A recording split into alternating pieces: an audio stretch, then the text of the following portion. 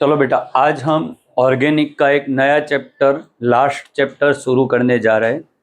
Name of the chapter is amines, in short nitrogen containing organic compound.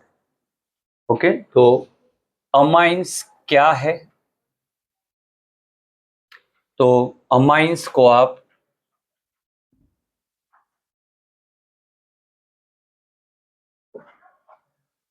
क्या बोलोगे? तो उसमें नाइट्रोजन तो है, उसके टाइप्स क्या है? तो प्राइमरी, सेकेंडरी एंड टर्सरी, तीन है। तो आपको पूरे चैप्टर में इसको पहले पहचानना है कि प्राइमरी क्या है, सेकेंडरी क्या है और टर्सरी क्या है। तो जहां आपको NH2 दिखे, ये आपका प्राइमरी है। जहां आपको NH दिखे, वो आपका सेकेंडरी है। और जहां आपको N दिखे, वो टर्सरी है। तीनों फंक्शनल ग्रुप सेम है कि अलग है? तो सुन लो, तीनों फंक्शनल ग्रुप अलग है। They are functional group isomers. They are functional group isomers. Done है? तो ये तीन सेम नहीं है। क्यों सर सेम नहीं है? तीनों है तो अमाइन, क्योंकि तीनों के पास नंबर ऑफ हाइड्रोजन चेंज हो रहे हैं, उसके कारण उसकी रिएक्टिविटी चेंज हो रही है। तो जो जो ग्रुप्स रिएक्टिविटी के बारे में एक दूसरे से अलग होते हैं, इसीलिए तो उसे फंक्शनल ग्रुप आइसोमर्स भी बोला जाता है। रिएक्टिविटी अलग है इनकी। कोई ऐसा भी है कि ये करे ये ना करे, कोई ऐसा ये करे ये दो रिएक्शन ना हो, ऐसा हो सकता है। डन। तो आपको पूरे चैप्टर में इसको पहले पहचानना है। नाइट्रोजन की वैलेंसी 3 होती है। तो आपको बोला जाए कि CH3 CH2 NH2, बोलो ये प्राइमरी है कि सेकेंडरी है? तो ये प्राइमरी है। इसमें वो वाला कॉन्सेप्ट नहीं लगेगा बेटा कि यहां आपके पास,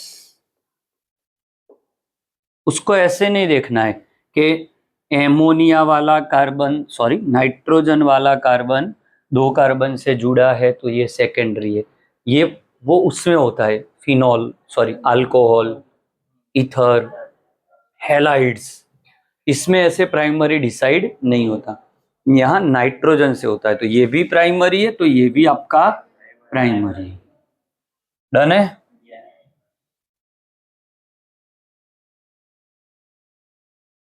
ये क्या है? प्राइमरी। H गिन लो आप। डन है? ये एरोमेटिक एमाइन हो गया, ये एलिफेटिक हो गया। तो एकदम कॉमन इंट्रो है। अब आपको सीधा आइसोमेरिज्म में ले जा रहा हूं, क्योंकि आइसोमेरिज्म में ऐसे क्वेश्चन आ सकते हैं कि भाई C3H9N के पॉसिबल आइसोमर्स ड्रॉ करिए। ओके, तो पॉसिबल स्ट्रक्चरल आइसोमर, उसमें फिर वो सब बाकी सब नहीं देखना है, इसमें होते भी नहीं। और चलो, तो 3 कार्बन पहले हम वो करेंगे जो प्राइमरी अमाइन से। H नहीं लगा रहा, आप गिन लेना, उतने ही होंगे। कौन से अमाइन में? ये बेटा प्राइमरी। नाम क्या होगा इसका? Propane 1 amine. ओके, आपको लग रहा होगा सर प्राइमरी ये सब आइसोमेरिज्म तो 11th में आता है। ऐसा नहीं है, आप बोर्ड पेपर्स देख लो, हर एक ईयर एक क्वेश्चन MCQ में आइसोमेरिज्म का आता है। ये propane 2 amine, but it is primary. ये गलती होगी आपसे जो मैं पहले बता रहा हूं, यहां कार्बन नहीं देखना, NH2 इज प्राइमरी। ओके, इसका नाम लिखवाओ, इसका प्रोपेन 1 अमाइन। इसका प्रोपेन टू अमाइन। अब इसको आप ऐसे लिखो, तो अब ये सेकेंडरी हो रहा है। अब इसका नाम कैसे लिखा जाता है? तो छोटा ग्रुप है, ओके, उसको एन लिख के साइड कर दो। तो छोटे वाले ग्रुप को एन लिख के साइड कर लो। तो एन स्मॉल ग्रुप प्लस आइल प्लस उससे बड़ा ग्रुप और उसको अमाइन। डन है? तो क्या नाम हुआ इसका? N methyl ethane amine. Done है बच्चों? ये हो गया। इसका सेकेंडरी और क्या बन सकता है? नहीं बन सकता। अच्छा, ये मेटामेरिज्म शो कर रहा है? तो कर रहा है, बट इसमें 3 कार्बन है, तो आप 3 में नहीं होगा, क्योंकि 4 होगा तो 4 में 2-2 कर सकते हो आप, या 1-3 कर सकते हो, या 3 को आप आइसो बना सकते हो। बट अगर आपसे पूछे कि which of the following amine can show metamerism, तो ये आंसर आप कर सकते हो कि अमाइन मेटामेरिज्म शो कर सकता है। ओके, चलो टर्सरी चेक करो। इसका ये टर्सरी हो रहा है। अब 3 ग्रुप है, तो रूल वही रहेगा, स्मॉल ग्रुप्स विथ आइल आगे, बिग ग्रुप विथ अमाइन पीछे। चलो अप्लाई करो। तो इसमें तो 2-2 स्मॉल ग्रुप है सेम, तो एन एन 2 बार है, तो डाई मिथाइल। अब 1 कार्बन मिथेनेमाइन। डन है? आइसोमेरिज्म अभी ये लेक्चर में पढ़ा रहा हूं, नेक्स्ट लेक्चर में आईयूपीएससी नाम पढ़ेंगे। डन है? चल रहा है अभी भी काम बेटा। C4H11N, draw the possible isomerism and give the IUPAC name। ऐसा भी क्वेश्चन आ सकता है, how many primary amines are possible. तो चेक करते हैं। सबसे पहले प्राइमरी अमाइन चेक किया जाएगा बेटा, ये आपका NH प्राइमरी अमाइन। नाम होगा बेटा ब्यूटेन 1 अमाइन। प्राइमरी अमाइन का एक और पॉसिबिलिटी ये हो सकता है बेटा, ब्यूटेन 2 अमाइन।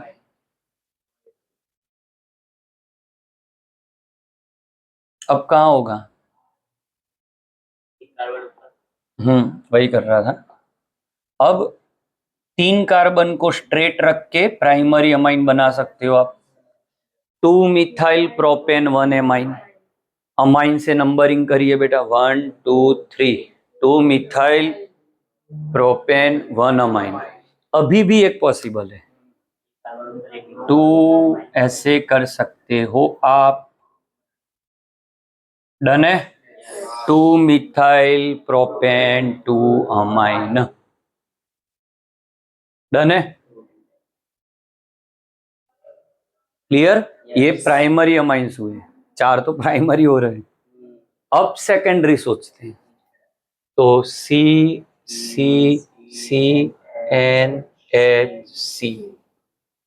सेकेंडरी में। अच्छा, कॉमन नेम क्या होता है? ब्यूटेनेमाइन, है ना? ऐसे ये भी ब्यूटेनेमाइन है, बट सेकेंडरी ब्यूटेनेमाइन लिख सकते हो इसको। फिर इसका आ जाएगा आपका आइसो ब्यूटाइल एमाइन, मतलब ये भी सेकेंडरी में, टर्सरी में आ जाएगा। तो नोमेनक्लेचर में आपको ये देखना है कि अमाइन NH2 है तो प्राइमरी है, NH है तो सेकेंडरी। अब ये NH है तो इसका कॉमन नेम ये हो सकता है मिथाइल प्रोपाइल एमाइन, बट इसको आप आईयूपीएससी में ऐसे लिखोगे, N smaller group methyl propane amine.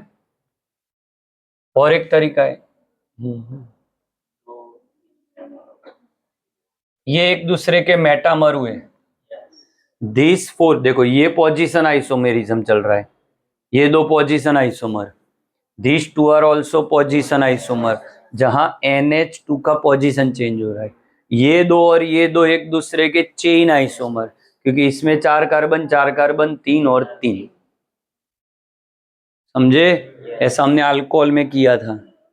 अब ये एक दूसरे के मेटामर हो रहे हैं क्योंकि बीच में से दो डिफरेंट ग्रुप आ रहे हैं। चलो इसका, अच्छा इसका नाम एन इथाइल इथेनेमाइन, आप इसको ऐसे भी तो लिख सकते हो,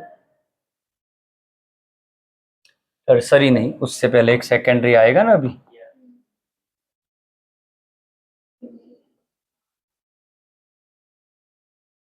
ये भी है। अब ये टफ है, नाम टफ है, एन मिथाइल। अब देखना टफ है। अब प्रोपेनेमाइन नहीं लिख सकते हो आप, प्रोपेन टू अमाइन, क्योंकि प्रोपेन के कौन से नंबर पे है, जबकि यहां लिखते तो N methyl propane 1 amine. Nitrogen कौन से कार्बन पे लॉन्गेस्ट चेन का, वो भी तो बताना है, समझे? स्मॉल ग्रुप विथाइल, जो लॉन्ग चेन है उसमें NH2 कहां है वो लिखना पड़ेगा। डन, ये हो गया। अब टर्सरी चेक कर लो, एक N C C and C, इसके अलावा कोई टर्सरी पॉसिबल नहीं है, तो क्या नाम होगा इसका, N N डाई, छोटे वाले ग्रुप को आगे लिख लो बेटा, डाइमिथाइल, ये हो गया आपका इथेनेमाइन। बोलो डन है। एक और एक आइसोमेरिज्म, आइसोमेरिज्म क्लियर होने से क्या होता है पता है आपको, मॉलिक्यूलर फॉर्मूला देख के उसके कंपाउंड को सोचना सीख जाओगे आप। तो जो 4 मार्कर क्वेश्चन आते हैं कि ए का फॉर्मूला ये है, इससे रिएक्ट कर रहा है तो क्या होगा, ऐसे आंसर। चलो एक और, C7H5 6 7 8 9, draw possible isomer, structural isomer. अब C7H9 है बेटा, तो ये कंफर्म है कि बेंजीन तो है, 6 से ज्यादा कार्बन है और हाइड्रोजन के नंबर भी कम है, तो यहाँ बेंजीन है। तो पहले तो ये ड्रॉ कर लेते हैं हम,